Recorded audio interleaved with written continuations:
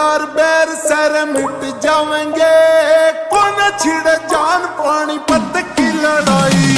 दो चार बैर सर मिट जावेंगे, कौन छिड़ जान पानीपत की लड़ाई।